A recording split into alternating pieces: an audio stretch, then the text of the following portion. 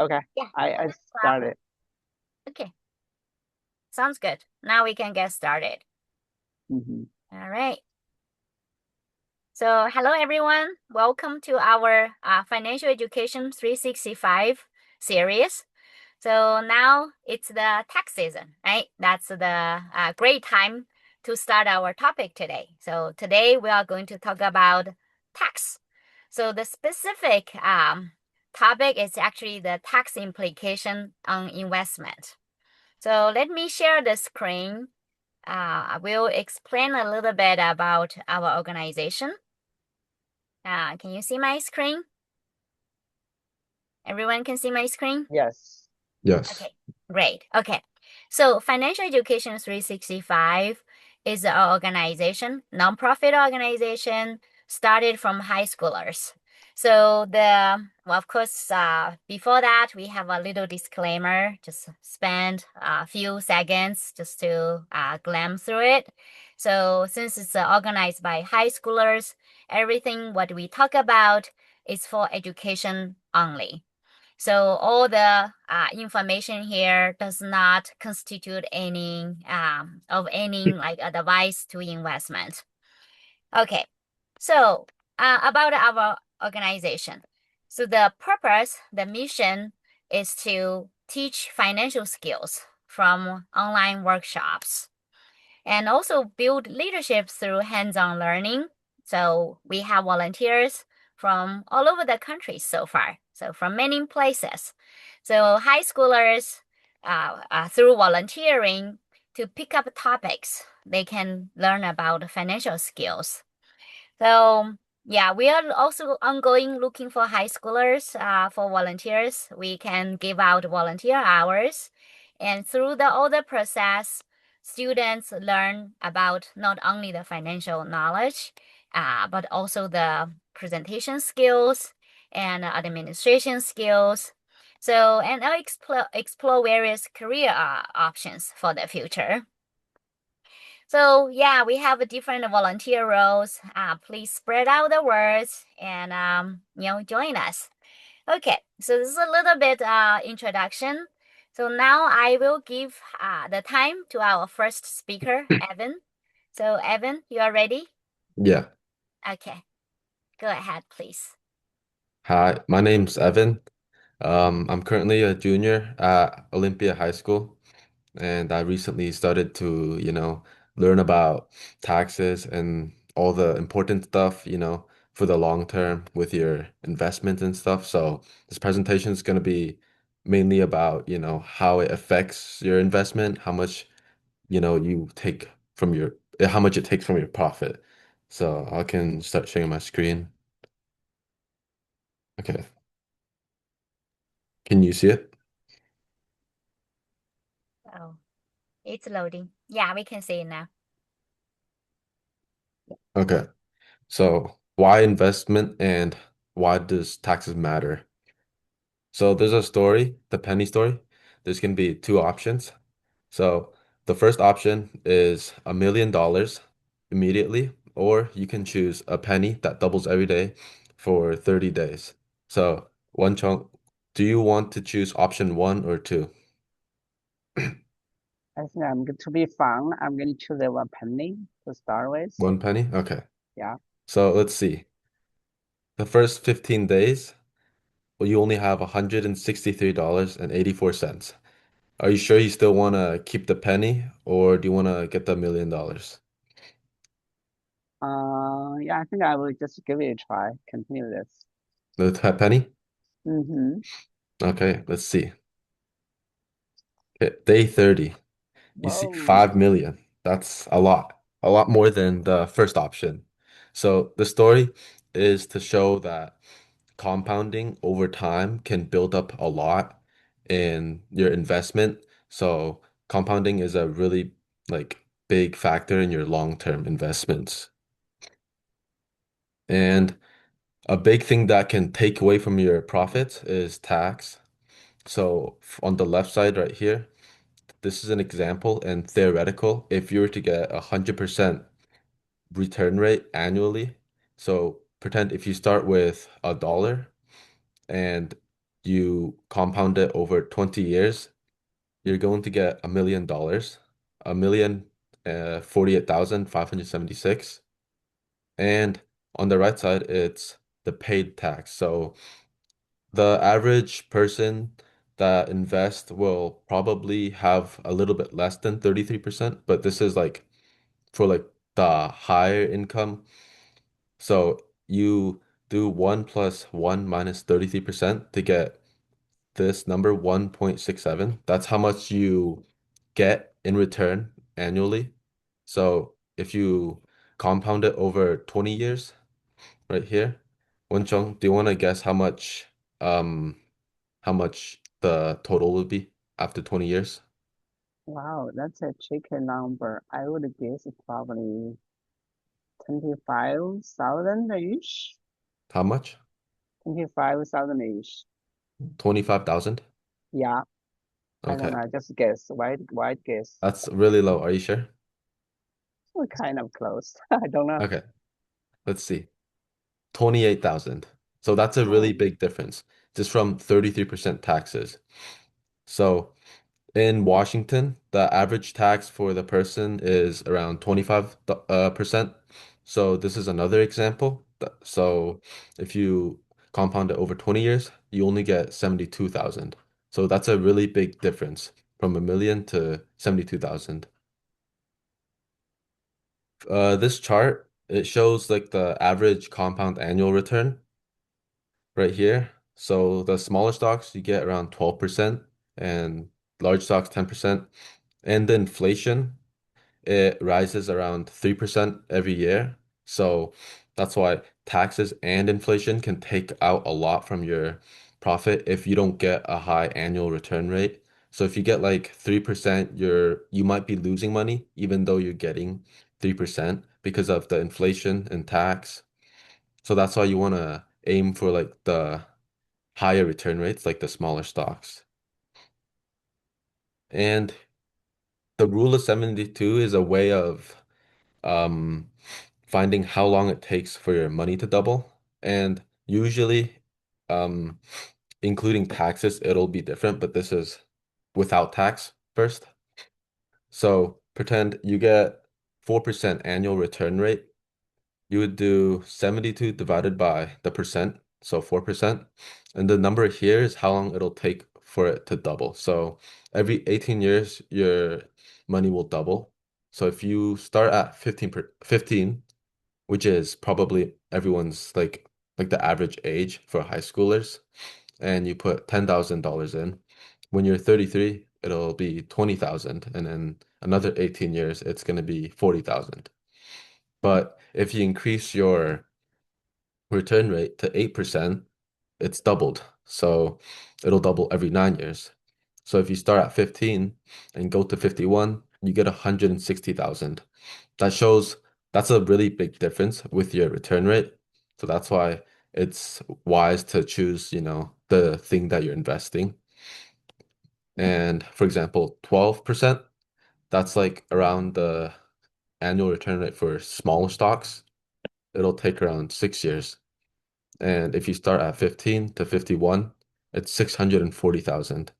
So it's a big difference from 4% and 12%. And this is going to be an example with tax implication. So it'll include tax right here. If you were to start at year zero, you just started investing and 12%, if you get 12% return rate, you would get a profit of, how'd I draw? Oh yeah. If you invested $100 and you get 12% back, that's around $12. So it takes 6 years to double. You 200, 400, 800, right? So if you were to pay tax, for example, a third of it, that would be like the average. You would take away $4. So you would be left with $8 every for your profit. So if you take away $4, that's around 4% minus 4%. At the end, without tax, if you were to get 12%, you'd get 6,400. But including the taxes, you would only be getting 8% in reality, and you would only be getting 1,600 back by the time you're 36. So this shows that it's a really, wait, oops. It shows like the difference is really big with taxes when it comes in. So taxes are like, you know, it's like a big part of your like long-term investment. Yeah, and that's all that I have.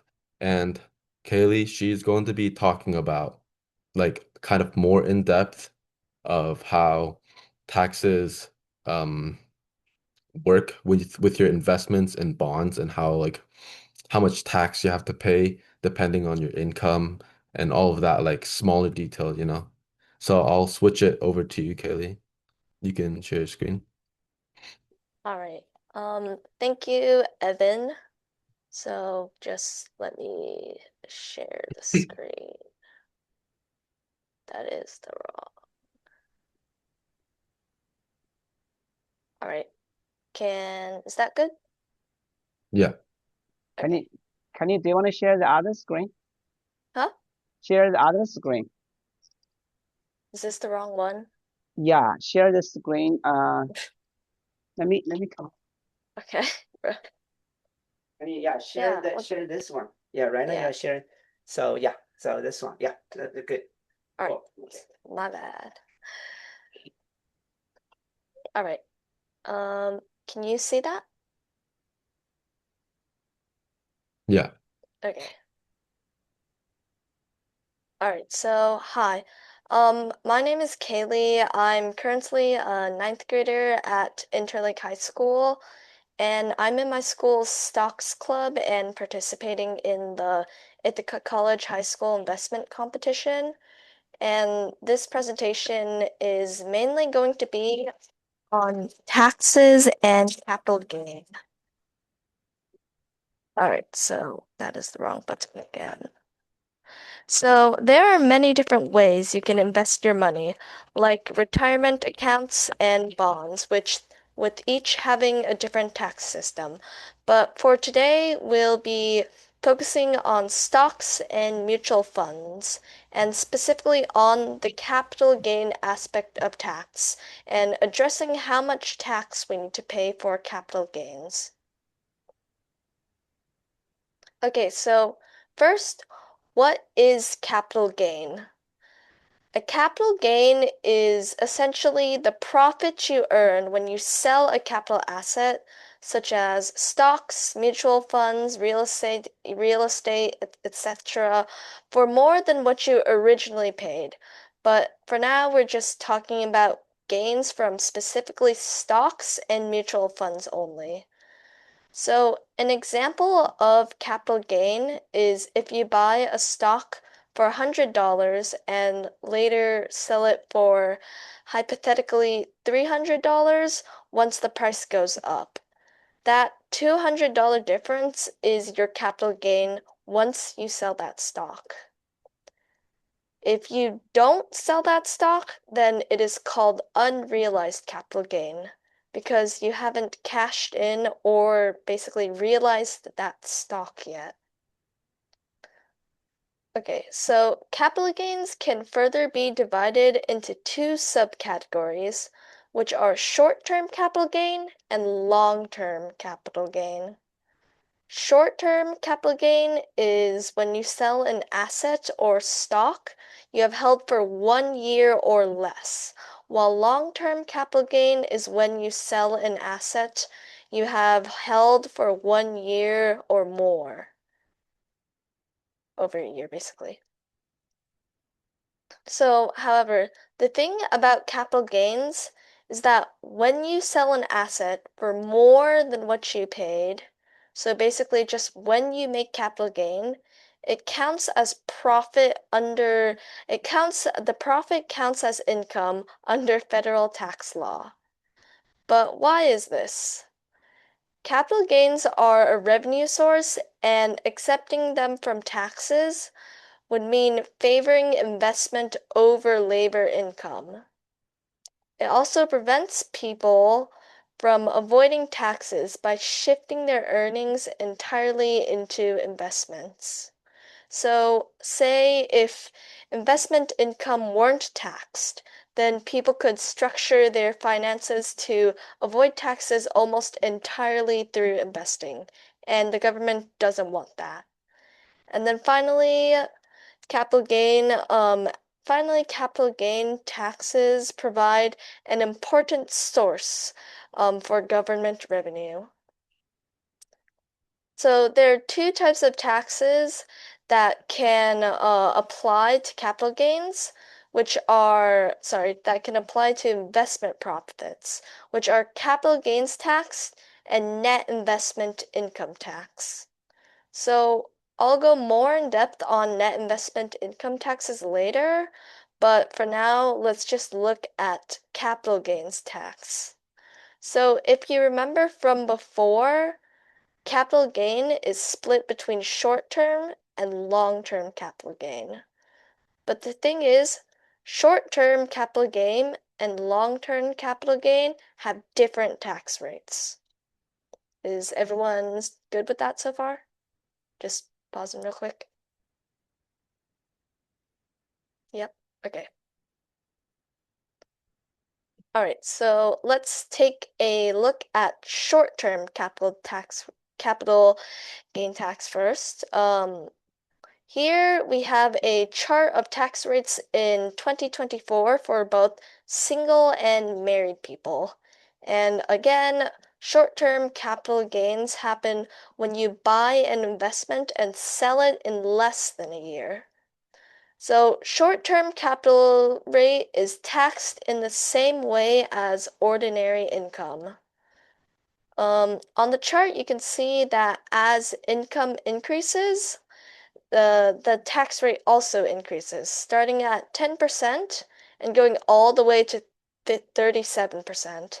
This means that as you make more from your investment, you'll be taxed for more.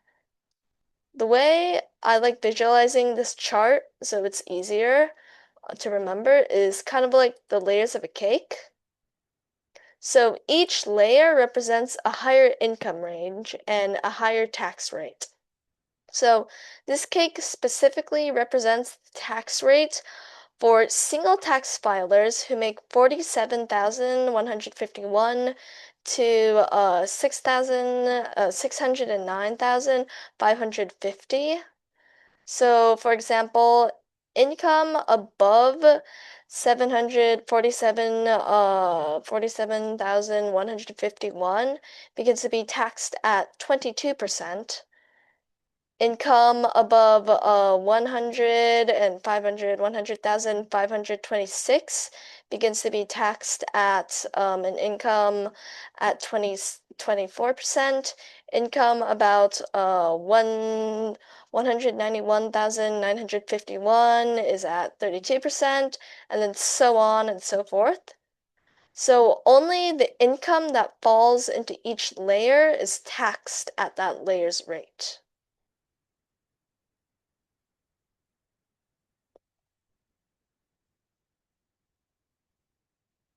All right, so now let's take a look at long-term capital gains tax. So long-term capital gain happens when you hold an investment for more than 1 year before you sell it. So on this slide, you can see the three main, here, let me grab out the laser pointer. Here you can see the three main long-term capital gain tax rates for 2024. 0%, 15%, and 20%. And again, let's just focus on, I'm struggling with this. Let's just focus on, let's just focus on single tax filers. So for single filers, if your taxable income is up to 47,125, your long-term capital gains may be taxed at 0%, meaning that you don't pay any federal tax on those gains. As income increases to above $47,025, the tax rate raises to 15%. And for the higher incomes of 518,900, the rate becomes 20%.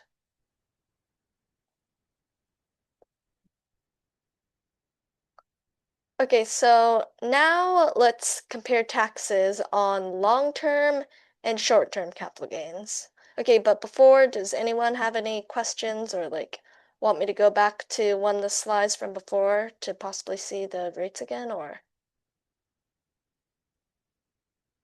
Yep, okay. Okay, so yeah. Okay, so comparison between long-term and short-term tax rates. So here we have small snippets of each graph. But to make this a bit easier to just analyze, let's just focus on specific boxes. So we can see that while long-term, the top one, long-term, while long-term capital gain isn't taxed until over $94,050, short-term capital gain is immediately taxed for 10%. And then furthermore, if we compare the same amount of gain, say around 500,000, for example, just in between here, we can see a big difference between the tax rates. The tax rate for long-term capital gain, if you made $500,000, is 20%. While with short-term capital gain, if you make $500,000, then that tax rate is 35%. This means the same $500,000 gain can be taxed more heavily if it's short-term rather than long-term. So the key takeaway from this slide is that capital gains, long-term capital gains, aren't taxed like regular income the way short-term capital gains are, and instead, long-term capital gain is taxed at much lower rates compared to short-term capital gain. Basically, the government rewards long-term investment as opposed to short-term investment. So by holding an investment for at least 1 year or more, investors often pay significantly less tax than they would have on short-term trades. So this difference in tax treatment is one of the main reasons long-term investing is so popular. All right, so now let's talk about net investment income tax, which is another tax that is added to capital gains. It is also known as NIIT for short. So NITT, or net investment income tax, is basically a bonus tax that applies to higher income investors on top of both long-term and short-term capital gain taxes. So the set net investment income tax rate is 3.8%. However, this tax only applies once your income reaches certain levels, so if it goes above certain levels. So for single tax filers, this threshold is $200,000, and for married couples filing jointly, this threshold is $250,000. So if an investor's income is above these thresholds, the government basically just adds this extra 3.8% tax to their investment profits, which includes capital gains. But keep in mind that most everyday investors don't pay this tax. It's just for higher income households and acts as an additional layer on top of the regular capital gain taxes. So basically, if you make under 200,000 as a single person or under 250,000 as a married couple, you just don't need to pay this tax. Any questions or just slowing down because I went through that a bit quickly? Just give an extra time to look at this. All right. So now, how do taxes affect investing in an index fund like the S&P 500, which are basically just the top 500 stock companies that are invested in the US? So in order to decide that, we need to solve for how much you can make with or without taxes. So there is going to be a bit of math, but it's not too difficult, so bear with me. So here you can see we have a chart of just like the same stock, just in different years as the price goes up or down. So for calculation's sake and to make this like a bit more easier to read, let's just focus on this one highlighted row, okay? Just calculate the amount for one highlighted row. So let's assume that your investment for this stock is inside a tax-sheltered account. A tax-sheltered account is just an account where you don't pay taxes on investment gains each year. So that means you have $0 in taxes. So here the investment earns 599 in income and $49 in capital gains for a total of 648 made. So plus them, add those together, yeah, $648 made from this stock. So now let's assume that you want to reinvest everything you made back into that same stock. So because this is a tax-sheltered account, the taxes paid are $0. So that means that full $648 can be reinvested back into the fund.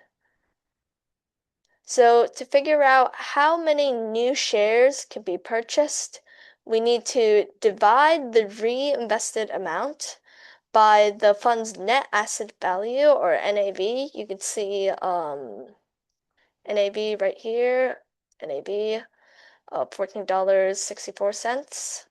So which equals, so just divide those together to get 44 new shares. And additionally, at the bottom of the slide here, we can see how the total worth of our stocks in 2019, it would be worth $845,793. So that is important to keep in mind for later. So just keep that in mind. All right, so let's see what happens to this same investment when not in a not tax sheltered account. So that means we have to pay taxes on income and capital gains each year. All right, same investment. So in this example, the investor is in a high tax bracket. So according to that short-term cake from earlier, the graph that was about that said that stated each percent of tax for how depending on how much you make. Their ordinary income tax rate should be 35%. But because they make over 200,000 as a single person, we need to add the extra 3.8% net investment income tax. So that makes the total tax rate 38.8%. And then for long-term capital gains, the tax rate is 15%, according to that the long-term capital tax gain rate chart. And then we also need to add the 3.8% because their income is over 200,000. So that gives us a tax rate of 18.8%. So back to our same row from the chart here. So the investment earned $571 in income and $46 in capital gains.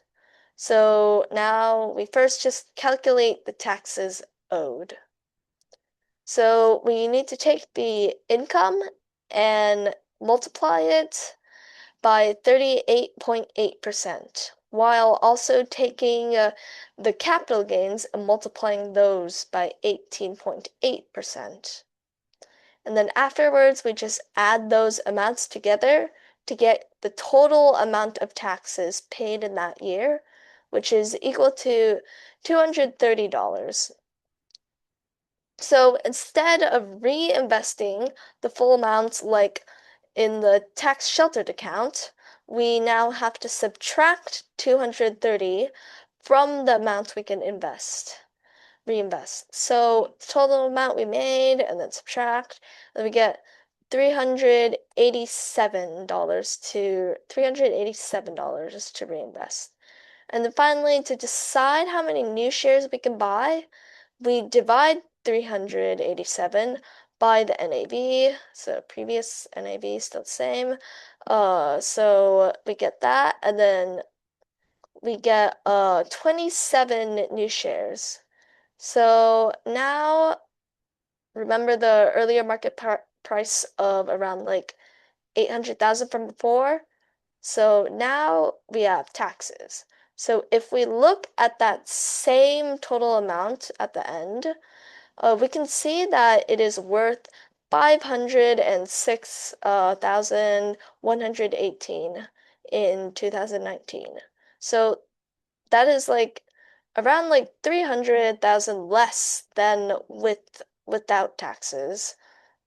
But you might also be wondering, like, does this entire $506,118 all belong to you, since you just made it from that stock? Well, unfortunately, the answer is no.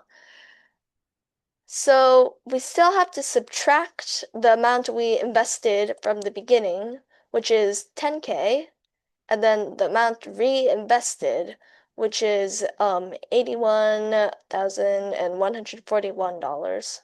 So from this, we get $414,977. And then we need to multiply that even further by the capital gain tax rate, since after all, the money we made from the stocks is capital gain. So multiply that by 18.8% to get $78,015, and then in taxes, and then subtract the tax from the total amount made to get $428,102.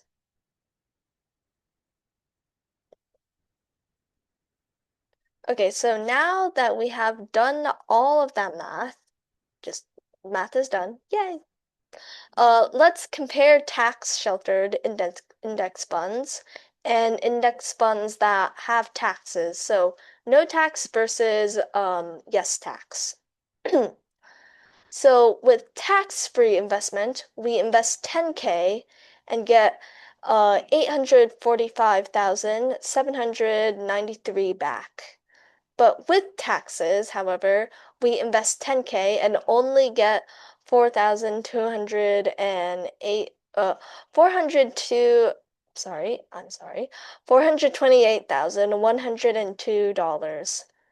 With tax investment, you can get 27 new shares if you reinvest everything back in.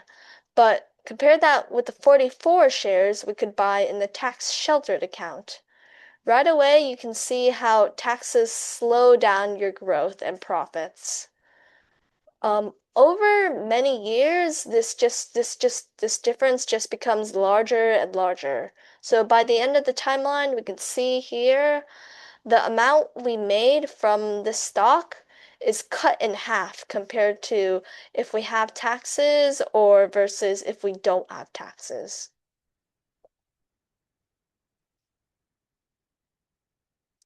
Okay, so now that we understand how taxes affect investing, let's talk about the 3 ways investment accounts are taxed. So there are 3 main types of accounts, which are taxable now, or taxed yearly. You have tax deferred, and you have tax free.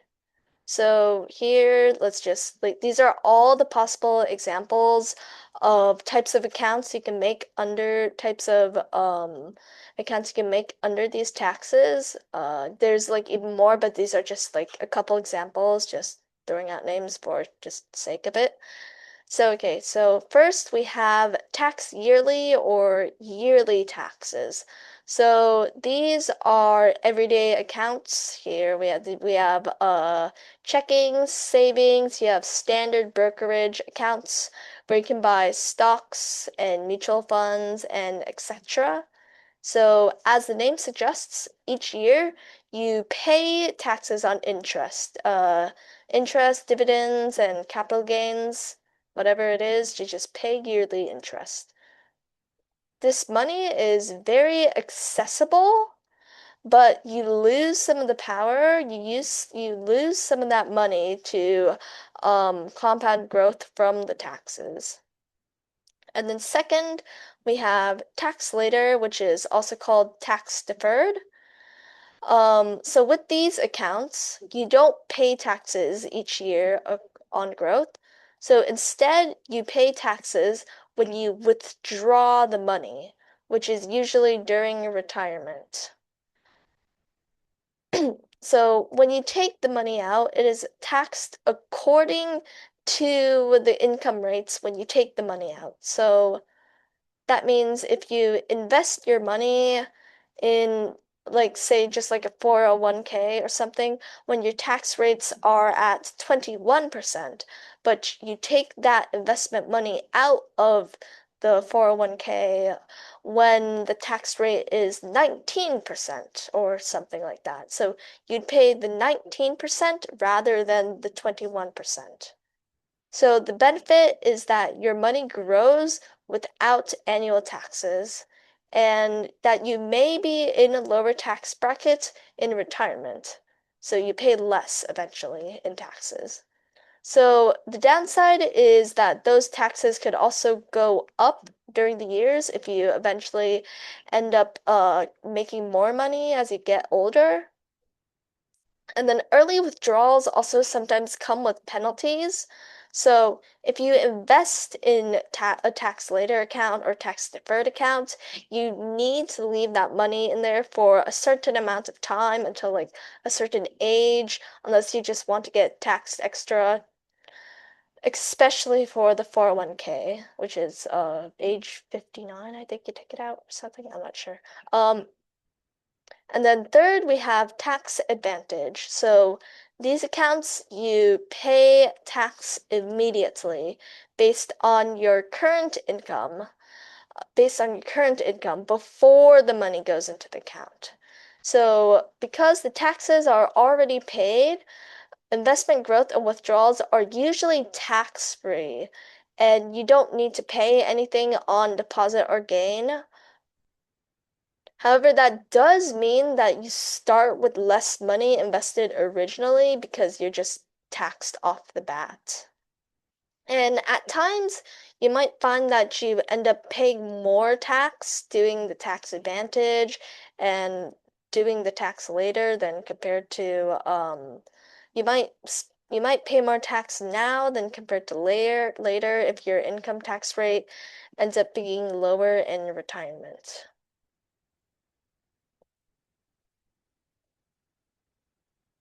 Okay, so everyone got that, right? I should probably just sitting here. Yeah, so these are different. Yeah.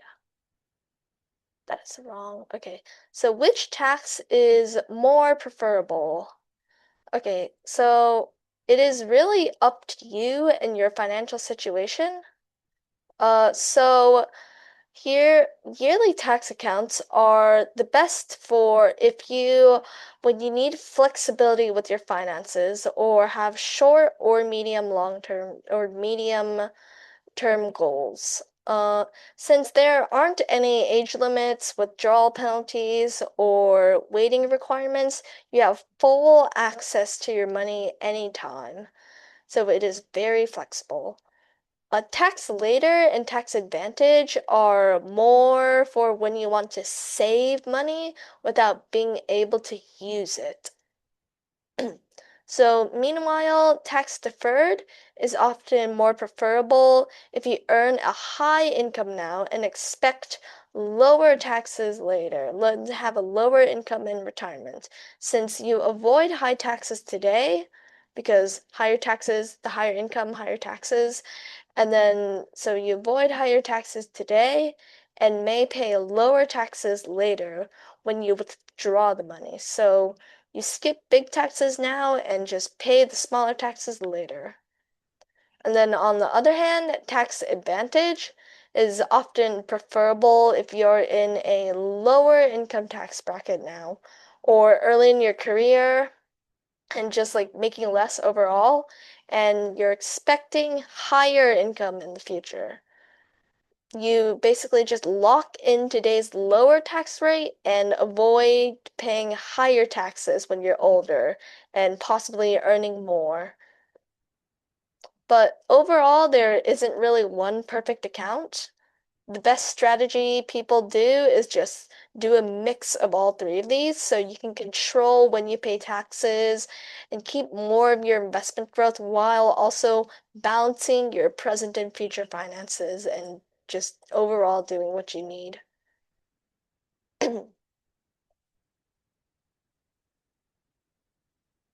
All right, so that is the end of my presentation.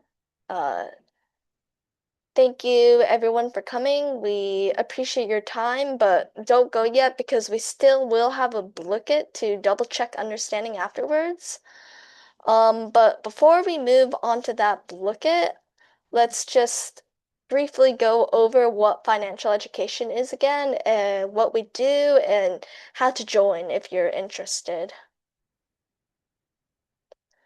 So in financial education 365, our goal is to help students and families build financial skills early on and support that confidence and habits they need to navigate college, careers, and set themselves up for lifelong financial success. So it is designed for investors at all levels, so everyone is welcome to join. We host these occasional workshops where we explain different concepts of finance, so definitely check that out.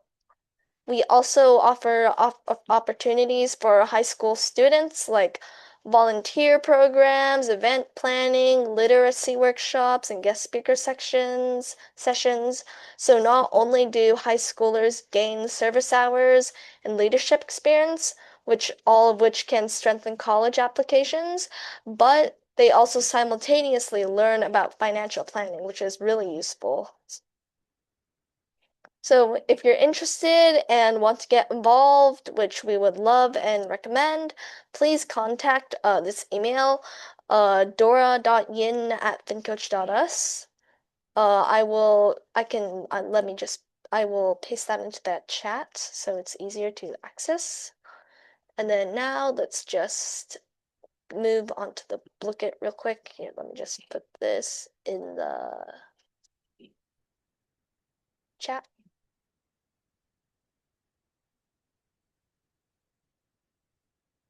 All right, but real quick, before we move on to that look at, does anyone have any questions for me and Evan? Because that was a bit quick. So anyone have any questions or just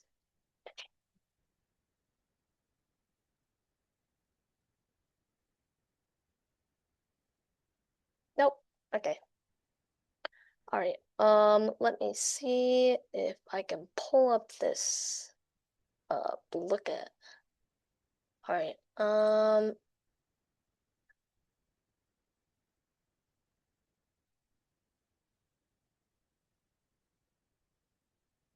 Sorry, give me one moment. Host.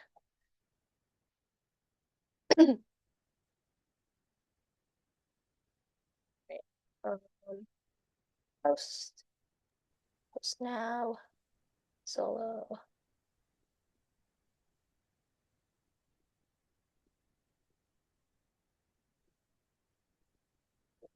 That is loud music. All right. So here I will send the.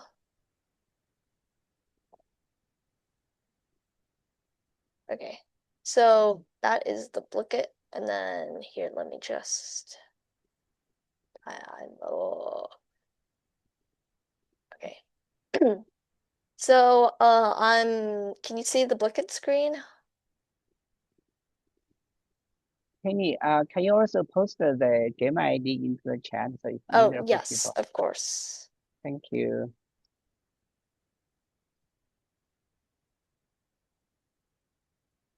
Okay, so click on the first link, the https / play.duplicate.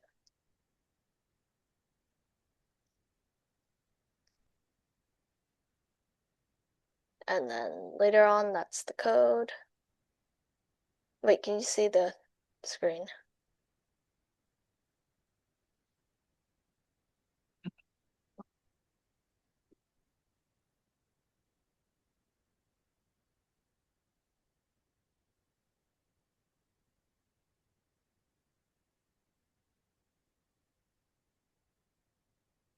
Yeah, I mean,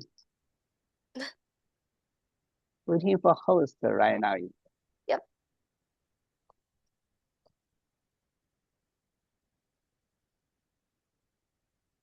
Does anybody have a problem joining the Bluecade? Oh, we got a bunch of people here. Great. Yep.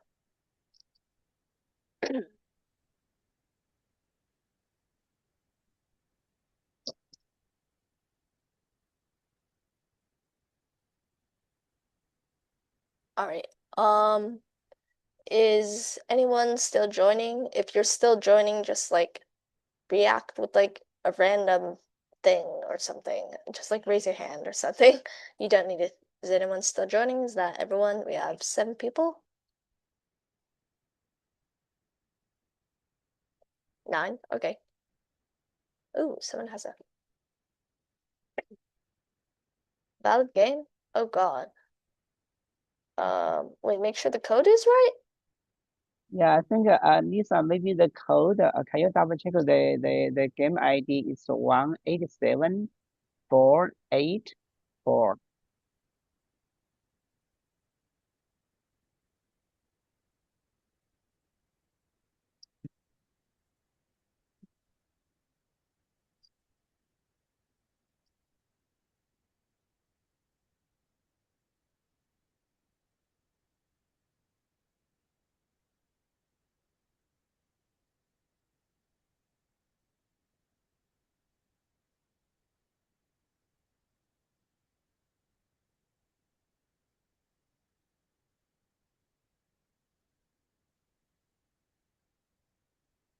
Yeah, it's 187484.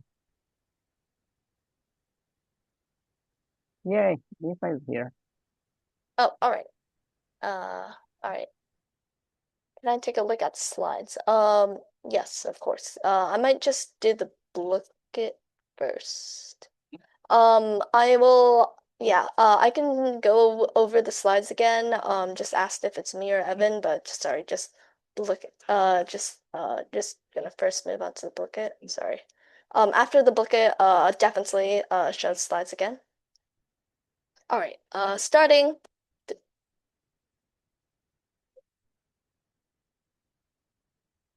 So why is doubling every year unrealistic?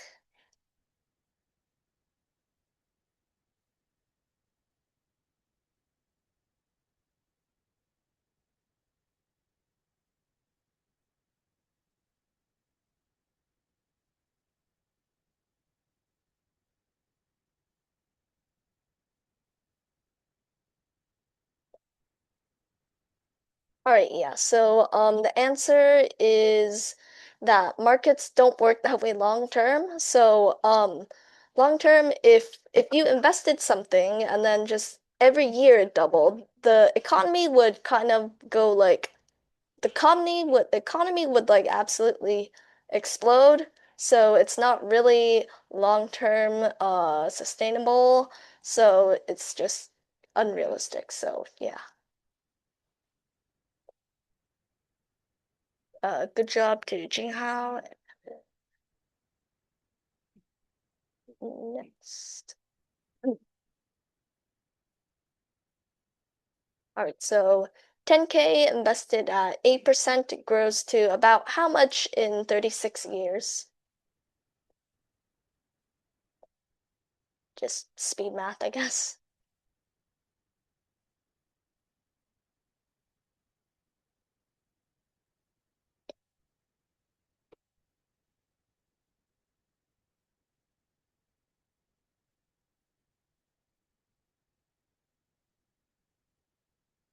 All right.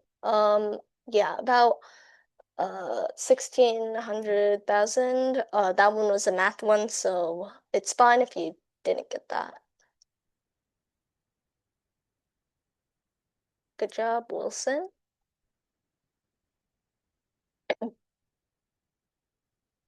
So if your return equals inflation, what happens to purchasing power? This one we didn't quite go over, so it's probably fine if you don't quite know.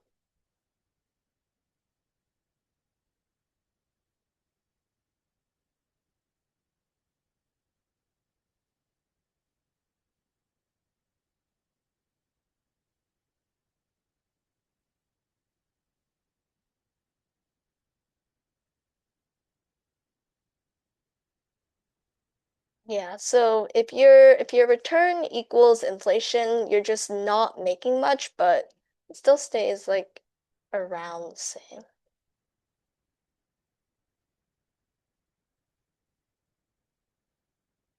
Good job, Jinghao again. So, which gift is worth more after 30 days?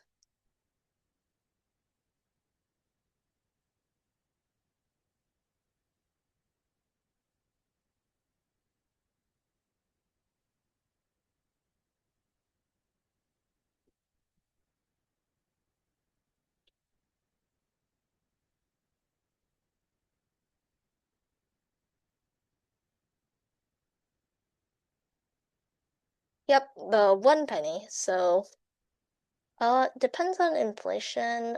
Well, I mean, if you're still doubling it, so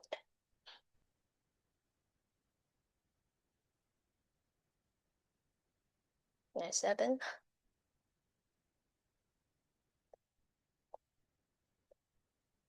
So, what concept does the penny example demonstrate?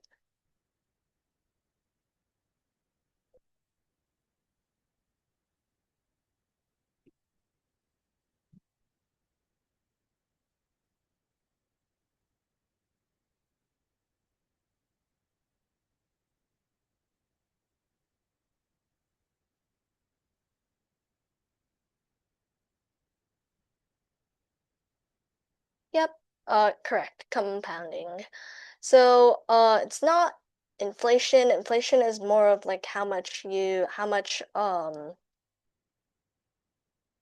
it's more of like how much your money inflation is more of like how much your money like is worth the actual money, but compounding is just generally like how much your money is gaining like within a investment. And then diversification is more just like I think it's like a management technique in businesses that they use to like operate on different assets. But yeah, compounding. All right, good job, Evan.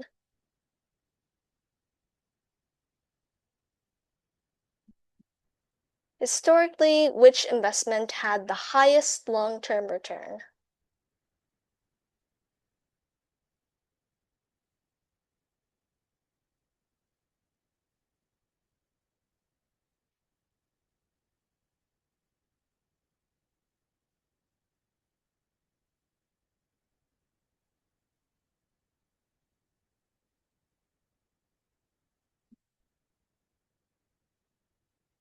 All right, small cap stocks. Yeah, this one we also didn't quite go over.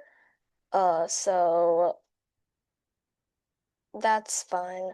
If you didn't get it. So large cap stocks are just capitalization.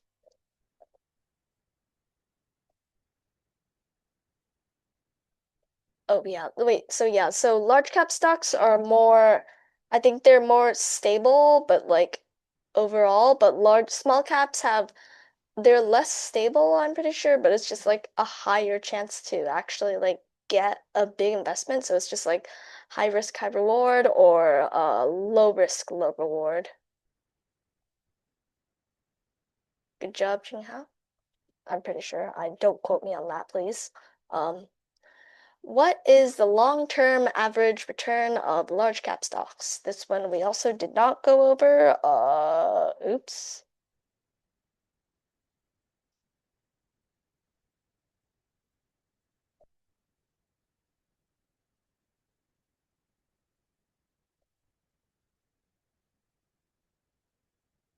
So yeah, this one is fine if you don't quite know it. Yep. About 10%. This one is, yeah, we didn't go over this, so it's fine if you don't know it. If you have previous experience with stocks, then you probably do have a clue. Good job, Wilson.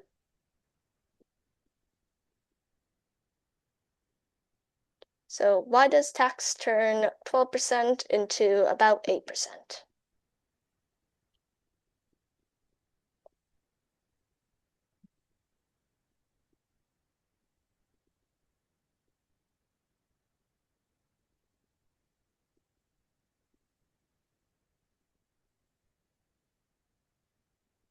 All right, so paying tax on gains each year.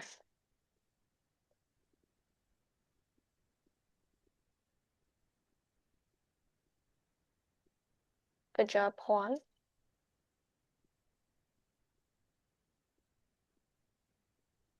At an 8% return, how often does money double?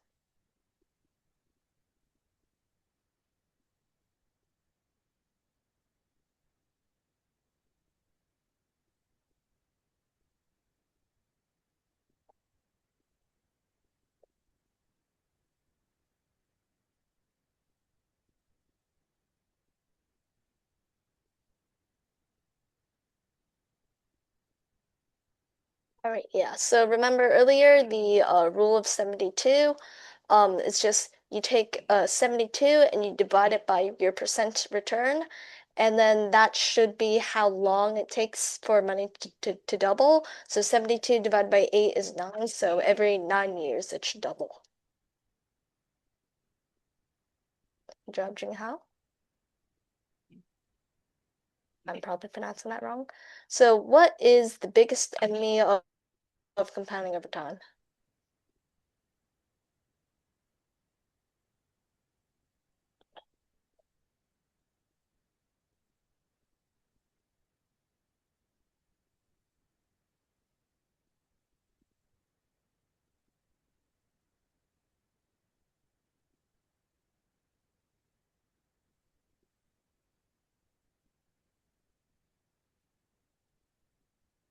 All right, so yeah, this one is taxes.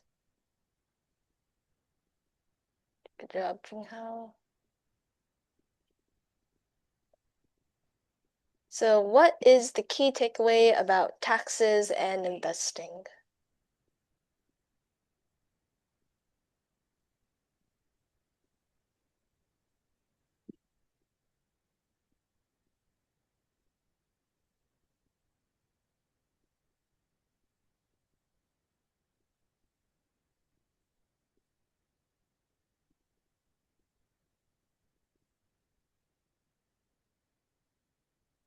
All right, so yeah, taxes reduce compounding dramatically.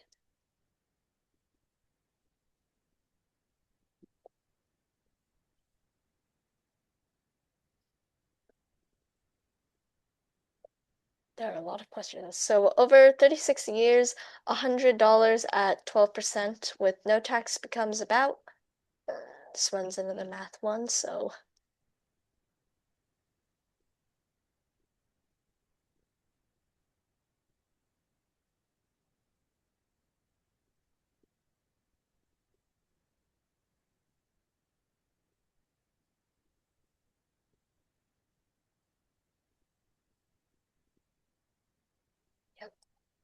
Yeah, about just red. Yeah, that one's a math one, so you can just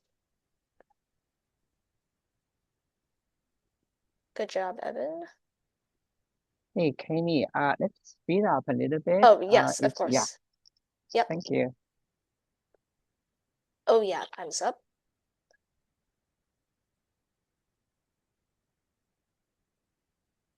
I'll probably wait until it hits 10 seconds and then just skip it. Yeah. Yep.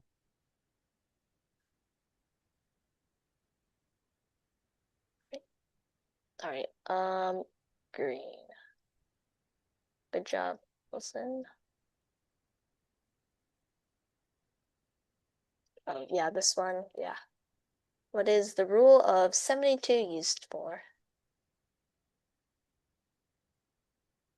All right, yeah. Once it hits 10, I'll just skip it because we might need to hurry up a bit.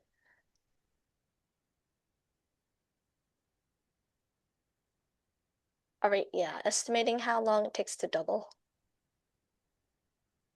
Good job, Monica. I don't think I pronounced that right.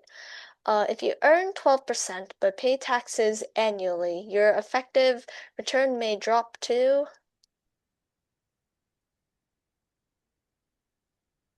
effective return is basically just like return.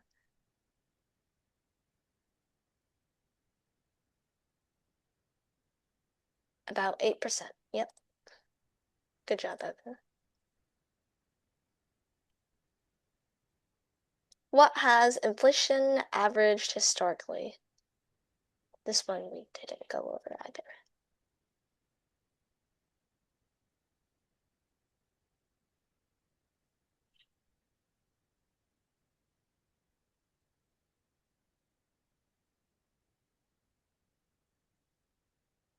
About 3%. Yep. This one's just general knowledge. Just helpful general knowledge in case you just want to know. So over 36 years, another math one, $100 at 8% after tax becomes about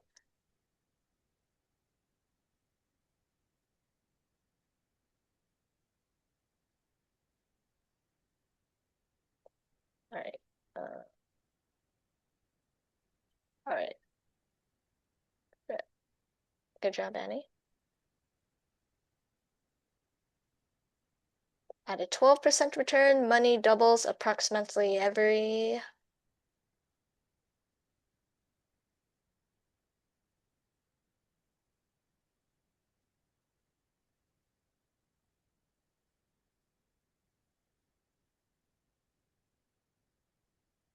all right, yeah, rule of 72, 72 divided by 12.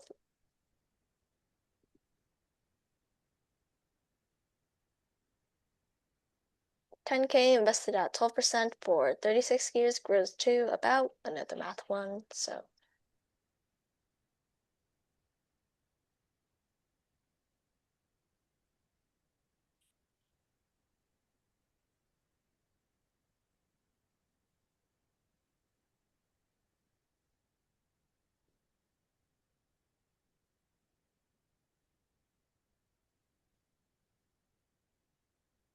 all right, last one. At a 4% return, how long does it take money to double?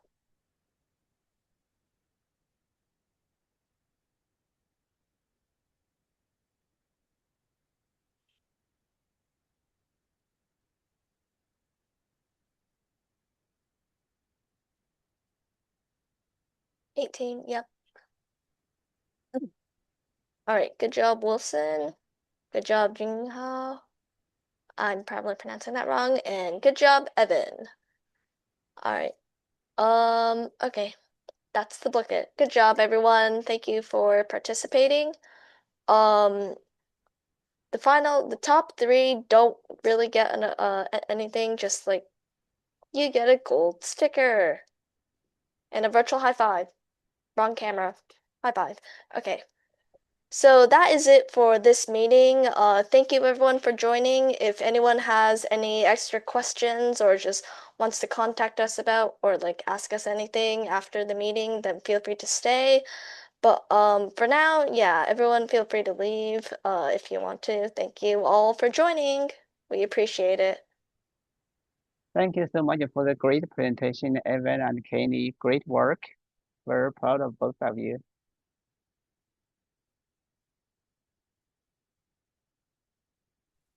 Hi, can I take a look at the slides? I just joined the meeting very late. Oh, yeah, of course. Which slides did you see? Like, which slides did you talk? I haven't seen one Oh, slide okay. yet. Oh, Do you think we can maybe like send the slides in the chat or no? oh yes, you can send the slides to me Yeah, too. we'll have Lian Ke, I hope I get your name right. We'll have this recording also available later on YouTube. Yeah, feel free to get to that. Also if you can leave us just send out a message, so we'll see if we can send over some of the information to you. Maybe I can just leave my email. Oh and yeah, then can you send the slides to me, or you can send the YouTube link to me? yeah. Yeah. We can do that. Yeah, thank you. Okay, I will leave my email here.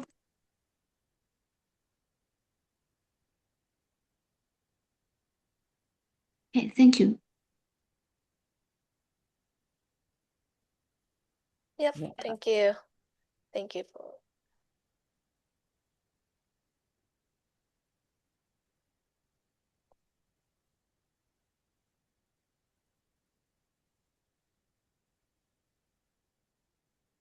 Yep, thank you everyone again for joining and participating. Even if you didn't see the entire thing, thank you all. Really appreciate it.